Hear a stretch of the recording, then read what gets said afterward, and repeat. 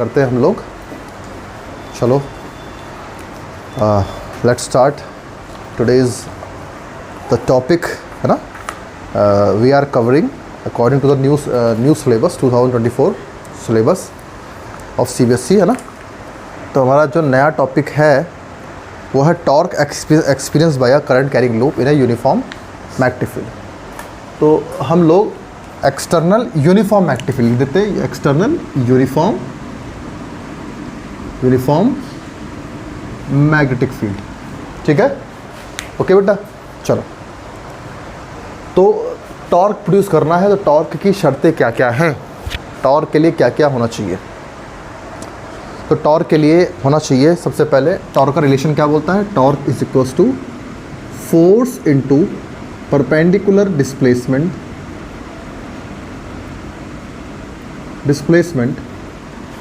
Between two parallel and opposite forces होने चाहिए ये दोनों। मतलब टॉर्क प्रोड्यूस करना है तो दो फोर्सेस होने चाहिए और उनके बीच में परपेंडिकुलर डिस्प्लेसमेंट होने चाहिए। दूसरा, ये तो एक पॉइंट है टॉर्क का। सेकंड पॉइंट सुनो, ये जो दो फोर्स काम करेंगे, जिस बॉडी पे काम करेंगे, उनके लाइन ऑफ एक्शन कैसे होना चाहिए, line of action should be different. Line of action should be different. तो टॉर्क करने की शर्त क्या है, दो फोर्सेस होने चाहिए, इक्वल एंड अपोजिट होने चाहिए और उनके बीच में परपेंडिकुलर डिस्प्लेसमेंट होना चाहिए। और ऑटोमेटिकली ये चीज़ हो जाएगा कि लाइन ऑफ एक्शन कैसे होंगे, उनके बीच में डिफरेंट होंगे। Line of action automatically different हो जाएगा। अब ये कंसेप्ट हमें समझना है तो सबसे पहले मैं आपको एक एग्जांपल लेके चलता हूँ इस नोटबुक का। देखो ध्यान से, ये एक नोटबुक है। अब इसको मुझे रोटेट कराना है ऐसे, ठीक है। जैसा भी रोटेट कराना है, अगर ऐसा रोटेट कराना है तो ये इसका हो जाएगा एक्सिस ऑफ रोटेशन। तो एक्सिस ऑफ रोटेशन के अबाउट ही तो एक ऑब्जेक्ट रोटेशन करता है। अगर मैं एक्सिस ऑफ रोटेशन यहाँ डाल दूंगा तो इसका रोटेशन कैसा होगा, ऐसा। क्लियर हो गया। तो अभी एक्सिस ऑफ रोटेशन कहाँ पे है, इसके बीचों बीच से ऐसे गया हुआ है। दूसरा, axis of rotation of plane के क्या होता है, परपेंडिकुलर। तो अभी रोटेशन ऑफ प्लेन कैसा है इसका, ऐसा। और एक्सिस ऑफ रोटेशन क्या होता है, उसके परपेंडिकुलर। तो पहले हमें सारी शर्तें, हमें सारी बेसिक नॉलेज मालूम होना चाहिए अगर हमें एक टॉपिक को क्लियर करना है। अब नेक्स्ट, ये मान लो एक कॉइल है, रेक्टेंगुलर कॉइल, ठीक है। करंट फ्लो हो रही है इसमें, फोर्सेस। करंट कैरिंग कॉइल क्या करती है बेटा, एक डाइपोल होती है। मैंने आपको ये बात बताई थी, है ना। करंट कैरिंग, अगर एक कॉइल में करंट फ्लो होगी क्लॉकवाइज या एंटी क्लॉकवाइज, तो south pole north pole create करेगी अपने पास से, तो वो डाइपोल होगी। और डाइपोल को अगर बाहर के मैग्नेटिक फील्ड में रखोगे तो वो टॉर्क प्रोड्यूस करेगी, ठीक है। अभी आप समझो, एक ध्यान से देखो। मान लो ये इसे टॉर्क प्रोड्यूस करना है इस कॉइल को, तो टॉर्क कैसे प्रोड्यूस करना है, ऐसे। तो ऐसे टॉर्क प्रोड्यूस करने के लिए इस वाले आर्म पर फोर्स ऐसा होना चाहिए और इस वाले आर्म पे फोर्स ऐसा होना चाहिए, दिखता है, ठीक है। अब ऐसे घूमेगा तो दोनों फोर्सेस के लाइन ऑफ एक्शन कैसे हैं, अलग अलग। इसका लाइन ऑफ एक्शन कैसा कहाँ है, इधर, और इसका लाइन ऑफ एक्शन कैसा है, अलग। और इनके लाइन ऑफ एक्शन के बीच में ये क्या है, परपेंडिकुलर, हाँ, डिस्टेंस या डिस्प्लेसमेंट, बोलो। क्लियर हो गया। अगर मैं बोलूँ एक फोर्स ऐसे काम कर रहा है, ऐसे, इसका लाइन ऑफ एक्शन ऐसा है, इसका लाइन ऑफ एक्शन ऐसा है, तो दोनों के लाइन ऑफ एक्शन कैसे हैं, सेम। तो क्या ये कभी टॉर्क प्रोड्यूस कर सकते हैं, नहीं। ये सिर्फ कॉइल को दबाने का काम करेंगे। रोटेशन करने की शर्त है कि फोर्सेस के बीच में गैप होना चाहिए, ऐसा। लाइन ऑफ एक्शन अलग अलग होना चाहिए और दोनों फोर्सेस कैसे होना चाहिए, इक्वल एंड अपोजिट होना चाहिए। मैं इक्वल क्यों बोलता हूँ, इक्वल इसलिए बोलता हूँ कि नेट फोर्स बनेगा ज़ीरो। अपोजिट से, इक्वल एंड अपोजिट से नेट फोर्स बनेगा ज़ीरो। तो जब भी कॉइल टॉर्क प्रोड्यूस कर रही है, इट मीन्स उस पर नेट फोर्स कितना है, 0। अब तुम बोलोगे नेट फोर्स 0 है तो इसका मतलब कोई मोशन करेगी नहीं वो, तो वो मोशन करेगी रोटेशनल मोशन, नहीं करेगी वो लीनियर मोशन। अगर नेट फोर्स आ गया बॉडी पर तो वो लीनियर मोशन करेगी, ठीक है। तो रोटेशन मोशन करने के लिए शर्त ये है कि उस कॉइल पे नेट फोर्स 0 होना चाहिए।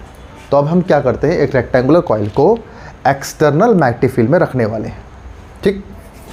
तो ये मैग्नेटिक फील्ड का सोर्स हम अभी एक मैग्नेट लेके चलते हैं, बार मैग्नेट हमारा ये हो गया, मैग्नेट हो गया, ये दूसरा मैग्नेट हो गया, ठीक है, north pole and south pole. और मैग्नेटिक फील्ड डायरेक्शन कहाँ से कहाँ होगी बेटा, नॉर्थ से साउथ की तरफ, ऐसा।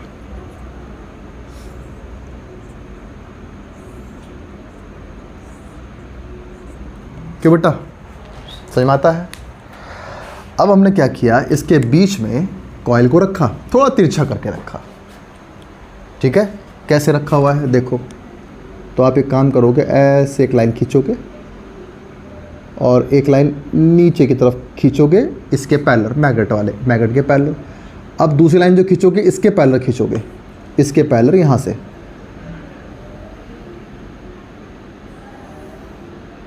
ऐसे। और जो बाकी जो दूसरी लाइन नेक्स्ट लाइन होगी वो इसके पैरेलल होगी, ठीक है। और ये जो नीचे है ये हमने जो बनाया है एक वायर से बनाया है, ये कॉइल हमने रेक्टेंगुलर कॉइल जो हमने बनाया है एक वायर से बनाया है, ठीक है। वायर के हमेशा इनिशियल पॉइंट और एंड पॉइंट होता है किसी वायर का। अगर आप लूप बनाओगे तो उसका इनिशियली बनेगा, उसका एंड पॉइंट भी होगा, लास्ट पॉइंट भी होगा। अब इसमें आपने करंट फ्लो करी तो करंट जाएगी ऐसे, ऐसे करंट गई, ऐसे करंट गई, ऐसे गई, ऐसे गई, फिर ऐसे आएगी, फिर सर्किट में फिर से करंट ऐसे फ्लो हो रही है। कुल मिला के आप इसको छोड़ दो, ऐसे देखो ये करंट क्या जा रही है, इस लूप में ऐसा फ्लो हो रही है, ठीक है। ये आप कॉइल मान लो P, Q, R and S, ठीक है। इस कॉइल के पास है, इस लूप के पास है एरिया। एरिया अब शेप क्या है इसका, रेक्टेंगुलर शेप है ना। माना इसकी लेंथ क्या है L, इसकी लेंथ है L और विड्थ है इसका W, ठीक है बेटा। अच्छा, अब एरिया कैसी क्वांटिटी है, स्केलर के vector, area is a vector quantity. अब एरिया की डायरेक्शन किस तरफ होती है, प्लेन के परपेंडिकुलर। अभी एरिया की डायरेक्शन किस तरफ है, उस तरफ। एरिया की डायरेक्शन किस तरफ है, उस तरफ, ठीक है। अभी मैंने एरिया कैसे रखा हुआ है, अभी मैंने एरिया ऐसे रखा हुआ है, ठीक है बेटा। मैग्नेटिक फील्ड किधर है, उधर की तरफ। एरिया कैसा है, इधर की तरफ। दोनों के बीच में क्या है, एंगल। एक बार फिर दिखाता हूँ मैं, ये मान लो ग्रीन वाला है मैग्नेटिक फील्ड और ये ब्लैक वाला है एरिया वेक्टर, ठीक है।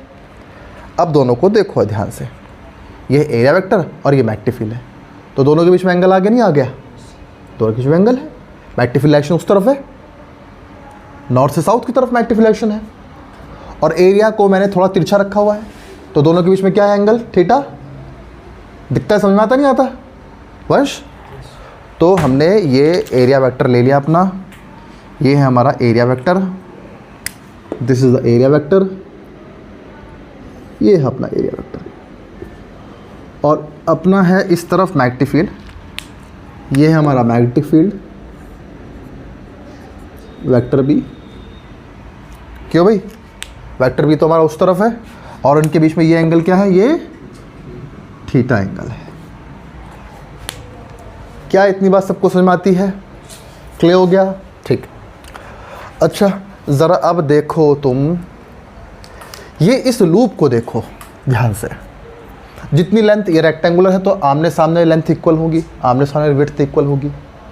इस वाले लेंथ पर देखो करंट किस तरफ जा रही है, इस वाले लेंथ पे करंट जा रही है ऊपर की तरफ आई, और यहाँ पे करंट है नीचे की तरफ। यहाँ पे करंट है इस तरफ, यहाँ पे करंट है इस तरफ। क्लियर हो गया है ना। ज़रा अब मुझे आप बताओ, करंट कैरिंग, अब लूप को छोड़ो, लूप को 4 हिस्सों में बांटो। 4 हिस्सों मतलब PQ, QR, RS और SP में डिस्ट्रीब्यूट कर लो कि आपके पास 4 करंट कैरिंग वायर्स हैं। अब करंट कैरिंग वायर को आपने मैग्नेटिक फील्ड में स्टडी पहले से किया हुआ है कि अगर करंट कैरिंग वायर को हम मैग्नेटिक फील्ड में रखेंगे तो उस पर फोर्स लगता है, और उस फोर्स की डायरेक्शन हम कैसे निकालते हैं बताओ? By the Fleming's left hand rule. निकालते हैं, निकालते हैं, ठीक है। अब आप बताओ PQ पर मैग्नेटिक फोर्स किधर लगेगा? सबसे पहले मैग्नेटिक फील्ड किधर है? इधर की तरफ, ठीक है। करंट PQ पे किधर जा रही है? ऊपर की तरफ, तो फोर्स किधर लगा? इनवर्ड डायरेक्शन पर। क्लियर हो गया? तो PQ पर फोर्स लगा है perpendicular to the plane of board, inward direction, आपकी कॉपी के अकॉर्डिंग डाउनवर्ड डायरेक्शन पर। तो similarly on the arm RS बताओ, आउटवर्ड, करंट नीचे की तरफ, मैग्नेटिक फील्ड उधर की तरफ, फोर्स आउटवर्ड। तो एक फोर्स इनवर्ड, एक फोर्स आउटवर्ड, दोनों के बीच में गैप है, टॉर्क की शर्त है, ठीक है। तो अब मैं इसको दिखाता हूँ, थोड़ा सा हल्के से दिखाऊंगा, हल्के कलर से, यह ग्रीन वाले से दिखाता हूँ। ये फोर्स है, ये रहा फोर्स मेरा। अब इसको अलग दिखाता हूँ मैं, ये फोर्स गया, ठीक है। ये हमारा Q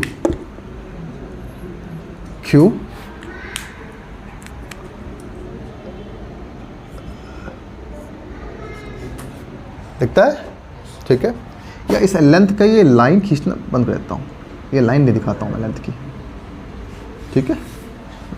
विड्थ की लाइन दिखाता हूँ, बस मैंने मान दिया कि ये W विड्थ है, ठीक है।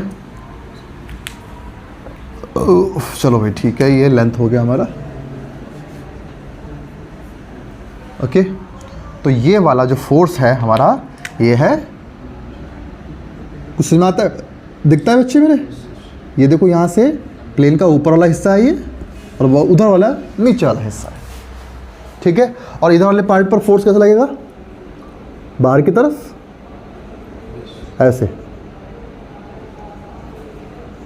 ऐसे दिखता है, हाँ, ये बाहर की तरफ, ठीक है। दोनों फोर्सेस पैरेलल दिख रहे हैं, पैरेलल दिख रहे हैं बेटा फोर्सेस, ठीक है ना। अब ज़रा फिर से देख लो आप, ये मैं अपनी कॉइल लेता हूँ फिर से, ये मेरी रेक्टेंगुलर कॉइल है, और इस रेक्टेंगुलर कॉइल को मैंने मैग्नेटिक फील्ड में रखा हुआ है थीटा एंगल बना करके, ठीक है। करंट यहाँ पे ऊपर की तरफ है, फोर्स इनवर्ड, करंट यहाँ डाउनवर्ड है, फोर्स आउटवर्ड। देखो ये दिखा दिया मैं तुम्हें टॉप व्यू, दिखता है टॉप व्यू? टॉप व्यू कौन सा है? ऊपर से देखने पर जो तुम्हें दिखेगा वो मैंने ऐसे सामने तुम्हें दिखा दिया। कॉइल थोड़ी तिरछी है मेरी, ऐसे, तो कॉइल थोड़ी तिरछी है मेरी, तो ये फोर्सेस मेरे। क्लियर हो गया? और ध्यान रखना, मैंने आपको कल क्या सिखाया था? फोर्स लेंथ पर और मैग्नेटिक फील्ड पे क्या होता है? परपेंडिकुलर होता है, बताया था मैंने। तो इस लेंथ पर फोर्स क्या होगा हमेशा? इस लेंथ पर फोर्स क्या होगा हमेशा? परपेंडिकुलर, ऐसे। चलो टॉप व्यू बनाता हूँ मैं, इसका टॉप व्यू देखो आप। तो ये फ्रंट व्यू है, this is front view, front view. अब मैं टॉप व्यू आपको शो करता हूँ कि टॉप से देखने पर कैसा लगेगा। तो टॉप से देखने पर मैग्नेटिक फील्ड कहाँ से है? मैग्नेटिक फील्ड तो ही जा रहा है ऐसे ही, ये रहा मैग्नेटिक फील्ड,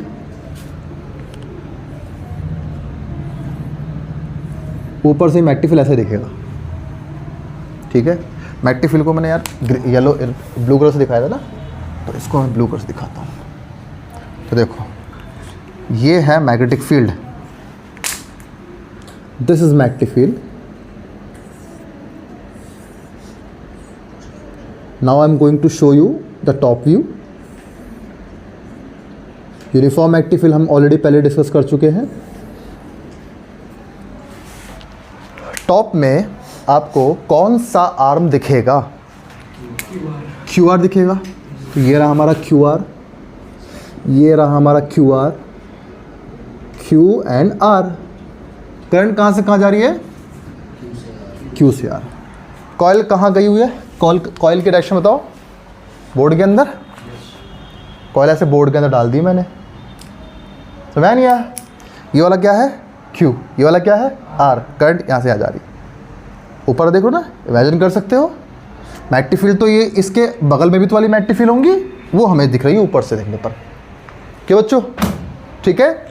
अच्छा, एरिया वेक्टर जरा देखो, एरिया वेक्टर को। एरिया वेक्टर तो हमेशा परपेंडिकुलर होता है। किस तरफ एरिया वेक्टर डायरेक्शन होता है? यहाँ से दिखाता हूँ मैं, ऐसे ही। ये है एरिया वेक्टर, ऐसा बोल दो या चलो इधर बोल दो। ये है एरिया वेक्टर, वेक्टर है, ठीक है? और इधर क्या है? Magnetic field. दोनों के बीच में क्या है? Angle theta.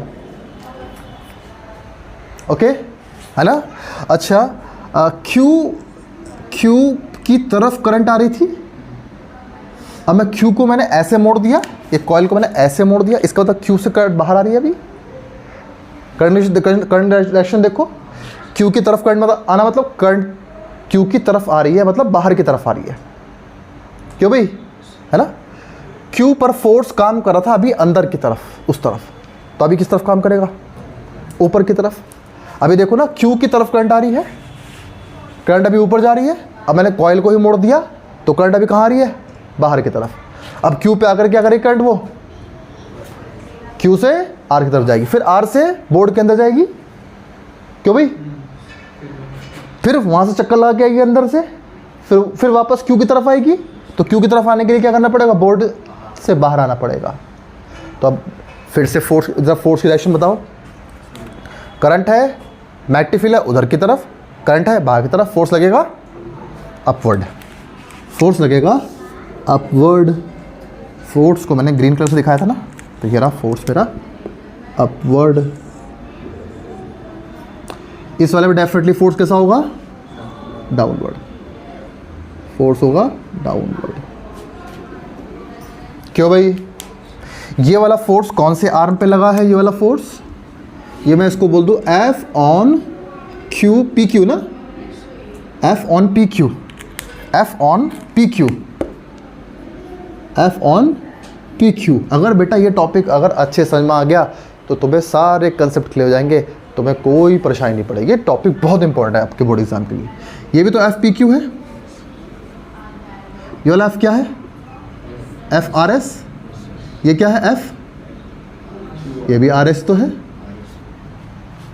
समझ में आता नहीं आता? ठीक है, अच्छा। तो ये कंसेप्ट क्लियर हुआ। तो ये इस फोर्स का नाम क्या है? F P Q. ये वाला क्या है? F R S. क्लियर हो गया? अच्छा, चलो ये कंसेप्ट आपको समझ में आया इतना। ज़रा अब फोर्स देखो, फोर्स ऑन क्यू आर। ऊपर टॉप व्यू पे है, ये टॉप व्यू है, this is top view, this is top view, this is top view. ज़रा फिर से वापस फ्रंट व्यू पे आ जाओ। फ्रंट व्यू पर ज़रा फोर्स देखो ऑन क्यू आर। जल्दी से देख के बताओ फोर्स ऑन क्यू आर है? Q R, Q R, Q R किधर है? क्यू आर इधर है। करंट भी जा रही है, करंट जा रही है इधर की तरफ, ठीक है? करंट है इधर की तरफ, मैग्नेटिक फील्ड है, अभी इनके बीच में एंगल है। तो पहले मैग्नेटिक फील्ड इधर है, मैग्नेटिक फील्ड उधर की तरफ, करंट जा रही है इधर की तरफ, फोर्स किधर होगा? ये एंगल छोटा हो सकता है, कोई दिक्कत नहीं है, एंगल होना चाहिए। अगर ये एंगल छोटा होगा तो जो फोर्स है वो कम हो जाएगा, लेकिन फोर्स हमेशा परपेंडिकुलर होगा, याद रखना ये बात। क्लियर हो गया? एंगल जीरो, फोर्स भी खत्म, जीरो। एंगल बढ़ाओ, फोर्स भी आना स्टार्ट हो गया, full angle, full force, thumb भी खड़ा हो गया पूरा। तो भाई देख लो अब ध्यान से, मैग्नेटिक फील्ड उधर, करंट इस तरफ, फोर्स डाउनवर्ड। ऐसे ही यहाँ पर मैग्नेटिक फील्ड उधर की तरफ, करंट जा रही है इधर से इधर, करंट जा रही है, देखो बेटा वंश इधर जा रही है, तो फोर्स अपवर्ड। तो यहाँ से डाउनवर्ड, यहाँ से अपवर्ड, दोनों के फोर्स के लाइन ऑफ एक्शन सेम। तो ये तो कुछ नहीं कर सकते, कॉइल उससे ज़्यादा मजबूत है, कॉइल हमारे मजबूत है, ये कॉइल को से दबाने का काम करेंगे। इनके लाइन ऑफ एक्शन सेम है, ये definitely they will cancel each other. Clear हो गया? लाइन ऑफ एक्शन सेम होने से मैं ये बात पहले ही बता चुका हूं तुम लोगों को, ठीक है बेटा? तो force on Q R, F Q are नाम लिखता हूं अभी, और एफ पी एस। एफ ये क्या है? एफ क्यू आर नीचे की तरफ है, और F S P, F S P कैसे हैं? सेम लाइन ऑफ एक्शन है, लाइन ऑफ एक्शन सेम है, इक्वल एंड अपोजिट है, they will cancel each other. Clear हो गया? चलो अब हम बात करते हैं डेरिवेशन की, बात करते हैं हम लोग, ठीक है? सो ये रहा अपना डेरिवेशन का कंसेप्ट। फोर्स, टॉर्क के लिए शर्त पता है हमें, ठीक है? तो force on arm P Q is equals to force on R S, arm R S, ठीक है? पी क्यू वाला फोर्स बराबर किसके होगा? आर एस के बराबर होगा, ठीक है? Both forces F P Q and F R S have different line of action,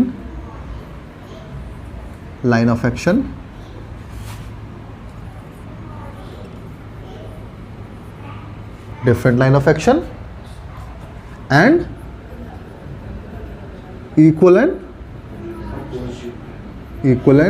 opposite,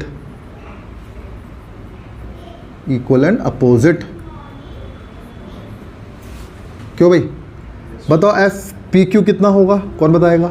I L B sign 90 होगा। क्यों होगा साइन 90 भाई?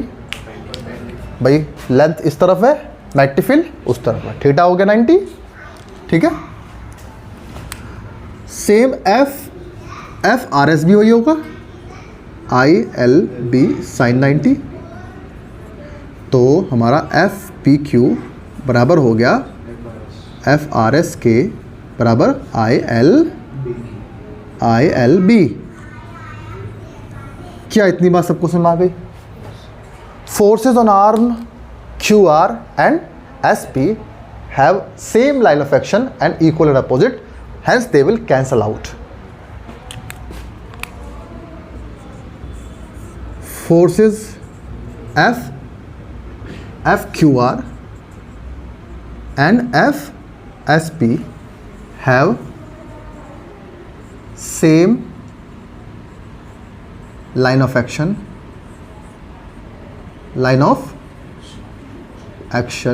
and opposite in direction.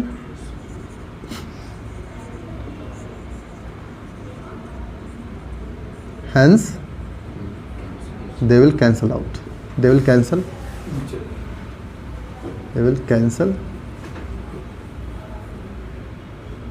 सी इधर एल होगा ना, एल होगा, चलो जो भी है, कैंसल ईच अदर, ठीक है? ओके बेटा, सबको समझ आ गया नहीं आ गया?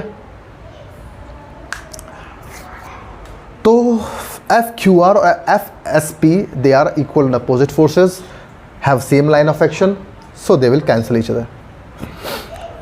Now they will not produce any effect on the. अच्छा एक बात और है, एफ क्यू आर और एफ पी क्यू और एफ आर एस ये कैसे है? इक्वल एंड अपोजिट है ना. तो इक्वल एंड अपोजिट होने के बाद इस जो ये हमारे पास लूप है, ये इस पर नेट फोर्स कितना है?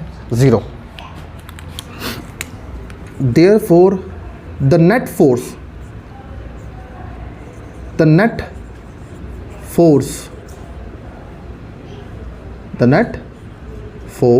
on the loop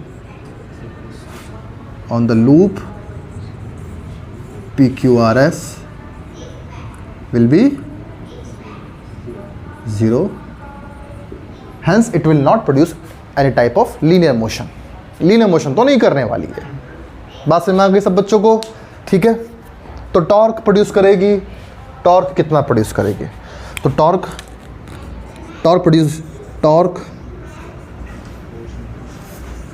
produced tau is equals to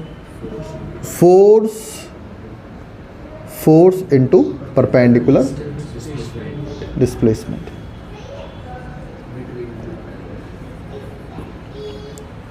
क्यों बेटा? ठीक। फोर्स कौन सा फोर्सेस टॉर्क प्रोड्यूस करेंगे? FPQ वाले।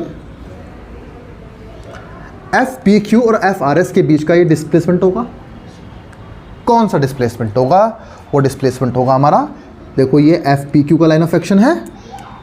क्या बेटा? ये FPQ का लाइन ऑफ एक्शन है, ये FRS का लाइन ऑफ एक्शन है, और ये इनके बीच ही क्या है? परपेंडिकुलर। डाल दो यहाँ से परपेंडिकुलर, ये है परपेंडिकुलर NQN। तो मैं ऐसा लिख दूं, टाउ इज इक्वल्स टू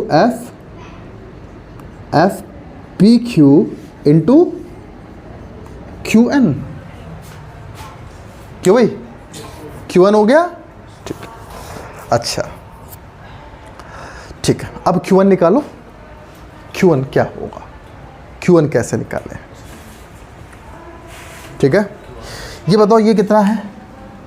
ये तो W है, W। ये QR तो W है बेटा, यहाँ से तो W है ये पूरा। ठीक है, अच्छा अब आगे देखो। ठीक है, नेक्स्ट देखो बेटा, यहाँ पर हम लोग, ये एंगल थीटा है, यहाँ पे ये एंगल थीटा है। किसके पीछे एंगल थीटा है? मैं फिर से एरिया वेक्टर दिखा रहा हूँ, ये है एरिया वेक्टर।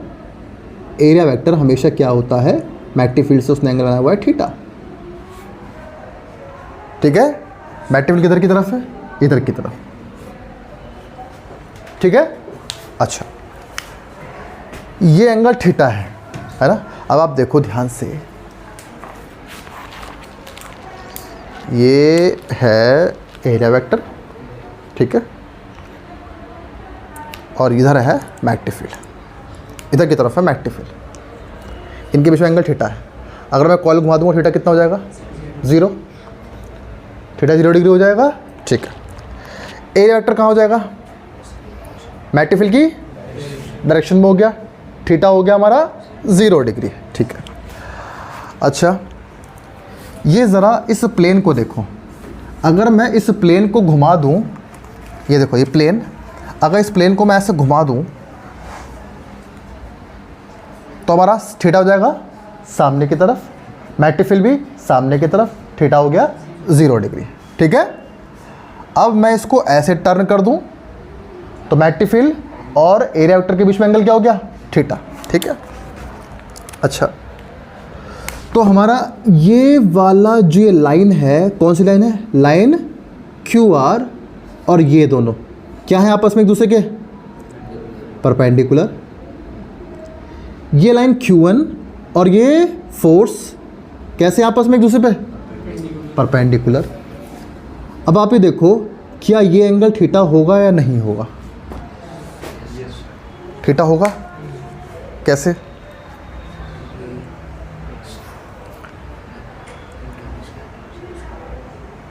मुझे क्या, सॉरी ये थीटा नहीं होगा, ये नहीं, इसको मैं बोल रहा हूँ, इसको थीटा। कैसे होगा थीटा बताओ? फिर देखो, यहाँ देखो, ये है एरिया वेक्टर नीचे की तरफ, ठीक है, इसको घुमा दे सामने की तरफ, थीटा कितना हो गया? 0 डिग्री। ये कॉइल सीधी हो गई। क्लियर हो गया? अभी देखो, ये कॉइल का प्लेन और ये फोर्स कैसे हो गए दूसरे के? ये लाइन कैसे हो गए? पैरेलल हो गए, दिखता है। ये लाइन मेरी इस फोर्स की कैसे हो गई? अलॉन्ग हो गई। थीटा कितना हो गया? अब 0 हो गया। फिर देखो, इसको मैं तिरछा किया, इसको मैं तिरछा किया, अभी दोनों कैसे एक दूसरे के अलाउ। अब जैसे ही तिरछा करूँगा कितना खुलेगा, ये थीटा खुलेगा। ये कितना तिरछा हुआ, मैग्नेटिक फील्ड से थीटा एंगल बनाया। एरिया वेक्टर को मैंने घुमाया मैग्नेटिक फील्ड थीटा एंगल पर, तो ये कॉइल भी कितना एंगल खुल गई, थीटा एंगल पर। सबको दिखता है क्यों भाई वंश, है ना। ये कॉइल जितनी तिरछी होगी, एरिया वेक्टर और मैग्नेटिक फील्ड के बीच में एंगल बनेगा थीटा, है ना। और तिरछा करूँ मैं तो ये जितना तिरछा आप करोगे उतना एंगल थीटा ये बढ़ेगा, उतना ही एंगल ये भी बढ़ेगा। और दूसरी बात है, आपको मैंने लास्ट टाइम बताया था, दो परपेंडिकुलर्स हैं, एक परपेंडिकुलर ये है, एक परपेंडिकुलर ये है। जितना एंगल फिंगर्स के बीच में होगा उतना एंगल थम्स के बीच में होगा, है ना। क्यों भाई, है ना, ठीक है। तो बिल्कुल वही कंसेप्ट यहाँ पे भी है, मैंने अभी यहाँ पे बताया। दो परपेंडिकुलर्स हैं हमारे, ठीक। तो ये W वाला परपेंडिकुलर एरिया वेक्टर पर है, और ये जो लाइन है ये परपेंडिकुलर किस पे है, मैग्नेटिक फील्ड पर, ठीक है। तो अब हम क्या करते हैं, हमें ये वाली साइड चाहिए Q1, साइड Q1 चाहिए हमें। तो साइड Q1 कैसे निकालें, साइन थीटा से निकाल लो, साइन थीटा निकालो। Sine theta is equal to क्या होगा, परपेंडिकुलर अपॉन हाइपोटेनियस। क्यों भाई, परपेंडिकुलर क्या है अपना Q1, हाइपोटेनियस क्या है अपना W। तो Q1 बराबर क्या आ गया, Q1 इज इक्वल टू हो गया W साइन थीटा। ठीक है बेटा वंश, ये बात क्लियर हो गई नहीं हो गई, ये सारा कंसेप्ट क्लियर हो गया नहीं हो गया। कॉइल जितनी तिरछी होगी उतना जितना एंगल यहाँ बनाएगा उतना एंगल यहाँ बन जाएगा, ठीक है। हाँ, तो Q1 बराबर W साइन थीटा। तो Q1 क्या है, परपेंडिकुलर डिस्प्लेसमेंट। तो Q1 की उठा के यहाँ रख दो, तो अब क्या आएगा, force tau will be is equals to FPQ कितना है, ILB। Q1 कितना है, W नोट करना पड़ेगा मुझे। चलो भाई देखो ध्यान से, अब ये हो गया टॉर्क निकला, टॉर्क का कंसेप्ट क्लियर हो गया अपने को, ठीक। Tau is equals to LW sine theta. Tau is equals to IB length into width, हमारा होगा area, IBA sine theta. BA sine theta, ये हमारा आया टॉर्क प्रोड्यूस्ड। अगर कॉइल हमारे पास होगी n टन्स की, तो for n turns the torque will be NIBA sine theta. आप AB साइन थीटा मत लिखना, आप BA साइन थीटा लिखोगे। पहले मैग्नेटिक फील्ड होगा, फिर बाद में एरिया वेक्टर होगा, ठीक है, तब टॉर्क प्रोड्यूस होगा। तो टाउ इज इक्वल्स टू, वरना उल्टा टॉर्क हो जाएगा, NI। अगर मैं इसको वेक्टर फॉर्म में लिखूँ तो vector B cross vector A।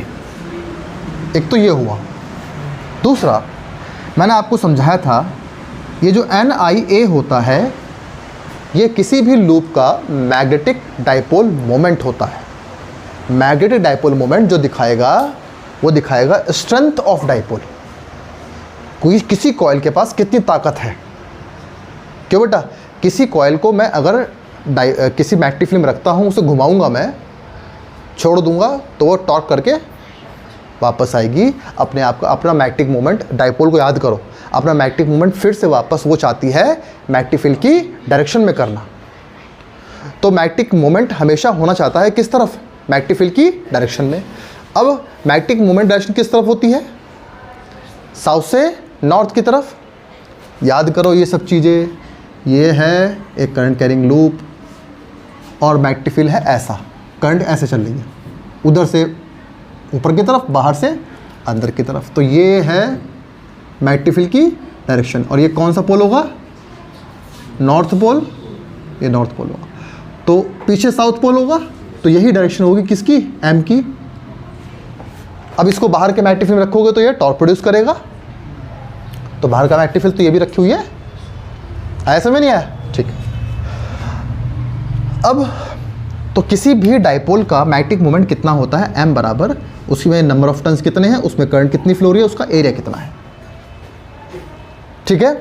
तो हम इसको लिख सकते हैं tau is equal to NIA को हम लिखेंगे MB sin theta, MB sin theta, ठीक है। या tau is equal to vector M cross vector B। एक तो ये हो गया वेक्टर फॉर्म में लिखने का, इसे भी लिख देंगे हम यहाँ पे एक तो ये वेक्टर फॉर्म का तरीका हो गया, vector B cross vector A, NI vector B cross vector A।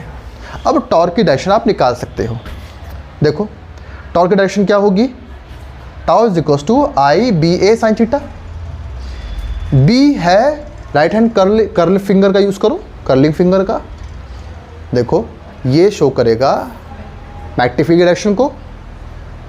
पहला क्या है B, देखो vector B cross vector A आया है, तो टॉर्क पहले आप B बढ़ाओ, फिर A किस तरफ होता है, हमेशा A मैग्नेटिक फील्ड के परपेंडिकुलर होता है। देखो BA sin theta, A sin theta किस तरफ होगा, यह है A के कॉम्पोनेंट करो, एक कॉम्पोनेंट जाएगा इधर A cos थीटा, एक कॉम्पोनेंट जाएगा नीचे की तरफ A sin थीटा। तो B है उस तरफ, A sin थीटा है डाउनवर्ड, तो फिर थंब को स्ट्रेच करो तो टॉर्क है इनवर्ड डायरेक्शन पर। तो टॉर्क की डायरेक्शन होगी इनवर्ड डायरेक्शन पर, इनवर्ड डायरेक्शन, इनवर्ड डायरेक्शन।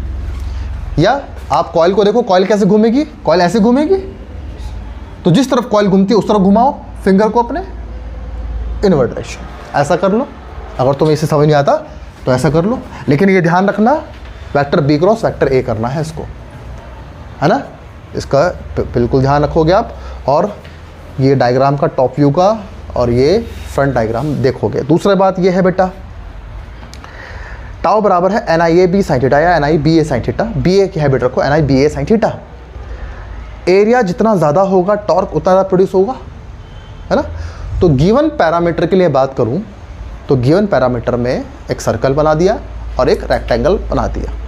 किसका एरिया ज़्यादा होगा, सर्कल का एरिया ज़्यादा होगा, सर्कल बड़ा एरिया कवर करता है गिवन पैरामीटर के लिए, तो इसलिए सर्कुलर शेप ज़्यादा टॉर्क प्रोड्यूस करेगा।